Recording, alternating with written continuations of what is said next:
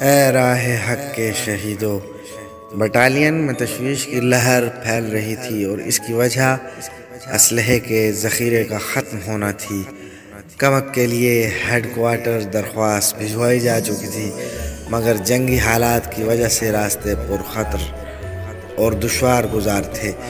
اس نازک صورتحال میں کمک پہنچنے میں کافی وقت لگ سکتا تھا۔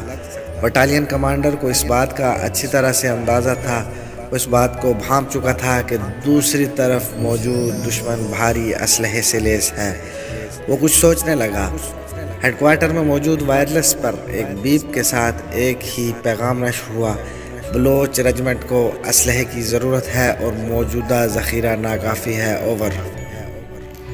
پیغام کے اختتام پر وہاں موجود افسر نے فوراً ہی سے ایک ٹرک پر اسلحہ لوڈ کروا کر لے جانے کا حکم دیا اور حالات کے پیش نظر حفاظت کے لیے ایک گاڑی میں 3 سپاہی اور ایک افسر کو بھی ساتھ روانہ کر دیا۔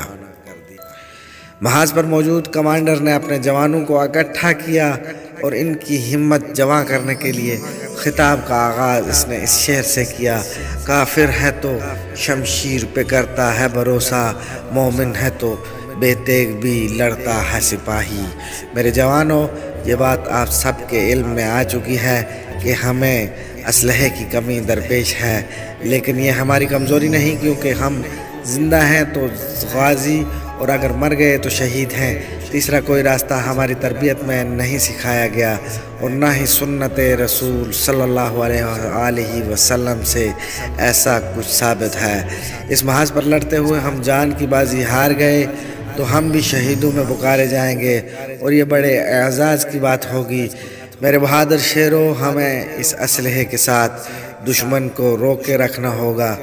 شہادت ہے مطلوب و مقصود مومن، نہ مال غنیمت نہ کشور کشائی۔ بٹالین کمانڈر کی تقریر ختم ہوتے ہی فضا نعرہ تکبیر اللہ اکبر سے گونج اٹھی۔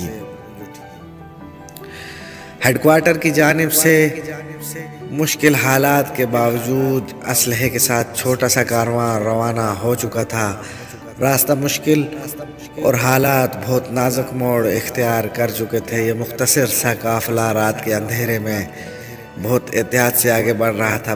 بیک وقت دشمن کی 4 گاڑیوں نے ان کا راستہ روک لیا اور گاڑی میں موجود جوانوں نے گاڑی سے اتر کر پوزیشنیں سنبھال لیں۔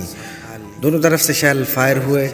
جوانوں اور افسر نے زخمی ہونے کے باوجود ڈٹ کر مقابلہ کیا اور انہیں میدان سے بھاگنے پر مجبور کر دیا۔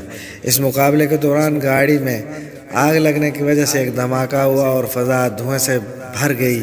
دوسری طرف ٹرک میں موجود جوان نے سنجیدہ صورتحال کو بے قابو ہوتے ہوئے دیکھا تو ٹرک کا رخ ارد گرد موجود جھاڑیوں کی طرف موڑ دیا، لیکن اس دوران کچھ شیل ٹرک کی فرنٹ سکرین میں لگ چکے تھے اور ٹرک ڈرائیور کو اپنے سینے میں بھی کچھ اترتا ہوا محسوس ہو رہا تھا۔ بڑی ہوشیاری سے ٹرک کو چھپانے کے بعد وہ رینگ کر گاڑی کی طرف بڑھا، مگر اب بہت دیر ہو چکی تھی۔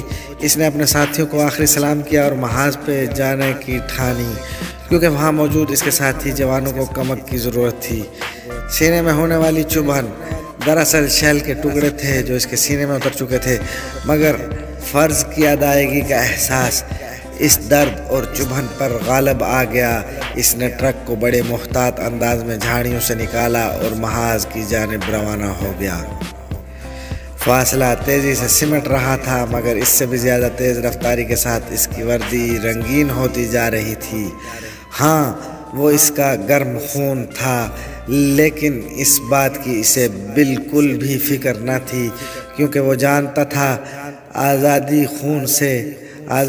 خون سے چراغ روشن کرنے کا نام ہے۔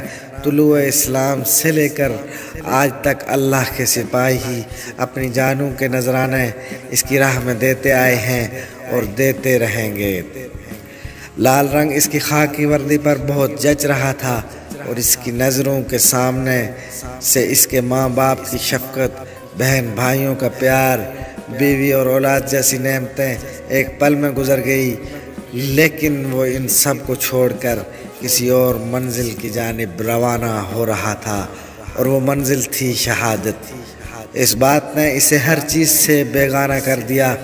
وہ فاصلہ طے کر رہا تھا، لیکن سینے میں اٹھنے والا درد اور بہنے والا خون اس پر نقاہت طاری کر رہے تھے۔ جوان نے خود کو مصروف کرنے کے لیے ریڈیو سیٹ کو آن کر لیا، جس پر جنگی نغمے جوانوں کا خون گرما رہے تھے۔ اب اس پر نقاہت طاری ہوتی جا رہی تھی، منزل بھی قریب تھی، بس کچھ ہی فرلانگ پر اس کی آنکھوں کے آگے اندھیرا چھانے لگا۔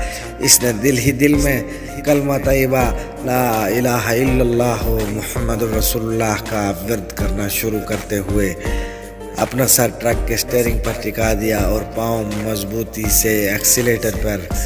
مورچے میں موجود جوان نے اپنے افسر سے کہا کہ سر، لگتا ہے کہ ہمیں اس اسلحے پر انحصار کرنا ہوگا۔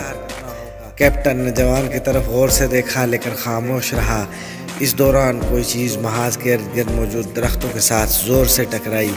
سر، لگتا ہے دشمن سر پر آن پہنچا ہے، جوان نے ایک عزم کے ساتھ کہا اور بندوق پر ہاتھ مار کر کھڑا ہو گیا۔ بٹالین کمانڈر نے جواباً کہا، دشمن ہمیں مار کر ہی آگے جا سکتا ہے۔ اس کے ساتھ ہی بٹالین کمانڈر اور جوان مورچے سے باہر آ کر صورتحال کا جائزہ لینے لگے۔ باقی جوان بھی اپنی اپنی پوزیشن سنبھال کر دشمن کی پیش قدمی کا انتظار کرنے لگے، لیکن کافی دیر گزر جانے کے بعد بھی گہری خاموشی تھی۔